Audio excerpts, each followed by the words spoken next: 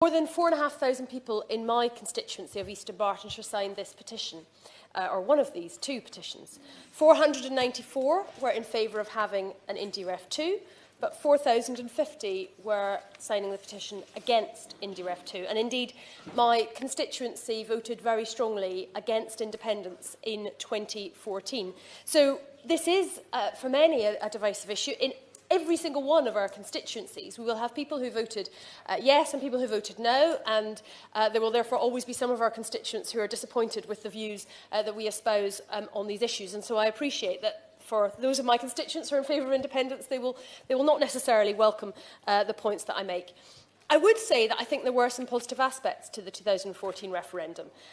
The member, I think, for Carmarthen and Loudon talked about how there was a great engagement in democracy, and I think that's true. Certainly in my constituency, 91% of people turned out. There was a huge engagement, the highest ever turnout, I think, certainly in recent years, in a UK election. In that referendum also, we saw 16 and 17-year-olds voting. And I think that was a very, very welcome change in our politics, which has also led to the change for local government elections. And I hope very much, it has not happened yet, and it was frustrating that the Private Members Bill did not succeed, led by the Honourable Member for Oldham. But I am hopeful that we will see that change more widely in due course. But I do say to members of the SNP who sigh and are dismissive when other members in this debate have raised some of the negative aspects of the 2014 referendum, that those are genuine. We heard from the member for Auckland South Perthshire about the anti-English comments made to the wife of one of his now councillors. In my own constituency, one of my activists had a brick thrown through her window where she had a no thanks poster. I spoke to an elderly lady in Bearsden town centre who was in favour of no thanks, and she was wearing her sticker on the inside of her wrist because she was afraid to wear it on her coat because of some of the animosity that was visible and was in the atmosphere at that time. Equally, I think some of the scenes that we saw in the run-up to the vote are outside the BBC, where we had huge protests chanting for the political editor Nick Robinson to be sacked, was not something which made me proud of what was happening in my country, and was not something which I welcomed.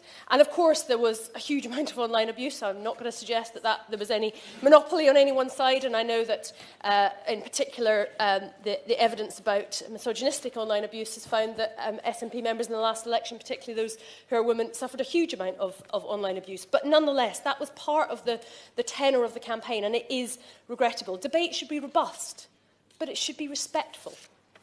Now, independence was rejected overwhelmingly by Scotland in 2014, and it would be an even worse choice today. We know the figures about the oil in the white paper being estimated to be at $100 a barrel and what has happened to that. And I would also say that the argument that the SNP makes for having this referendum in terms of Brexit actually is an argument why it would be even worse for Scotland to choose that path now. It would be piling chaos on top of chaos.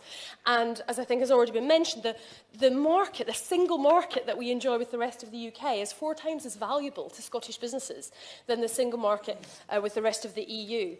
But this is not only an issue of economics, and as the member for East Renfrewshire so eloquently put it, this is an issue about identity. It's an issue about how we feel as a country and about being Scottish and British, which is certainly the identity I feel. And I think it's a wider issue. We shouldn't, in this day and age, be putting up new borders. We should be recognising that we live in an interconnected world, and it is much easier for us to tackle our shared problems, whether it's climate change, whether it's combating extremism, whether it's how do we create a more prosperous future and a greater quality of life for all of our constituents. These are challenges better tackled in a strong United Kingdom, in a strong European Union, and indeed working in multinational organisations such as the WTO, such as NATO, such as the United Nations. So there are downsides to having a second referendum. Some people have said, well, what are you so scared of? Well, I mean, I don't think this is something which should be done lightly. There is economic uncertainty created by having a referendum. We saw what happened to investment in the Scottish economy in the run-up to 2014. And it is also something which creates a distraction for government. And we saw that huge constitutional upheaval did that in the Scottish government, where there was a less focus on other issues. Bluntly, we see it now with the government that we have in terms of the focus that they are expending on Brexit.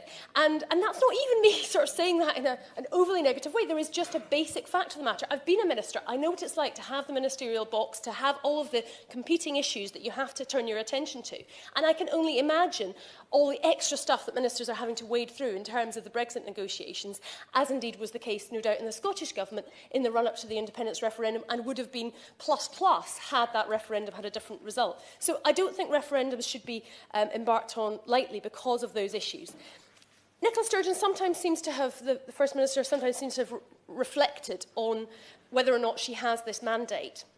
And, you know, members here today have talked about it. She, in some of her words, has seemed to suggest that it's perhaps on the back burner for now. But I am concerned by the way in which SNP members today have just so firmly stuck to this mandate article, when I think they fail to appreciate the anger that was on the doorsteps in the election this year. And those of us who were elected, or in some cases re-elected, in the election in June, because people in Scotland, in our constituencies, felt so strongly that IndyRef 2 must be stopped.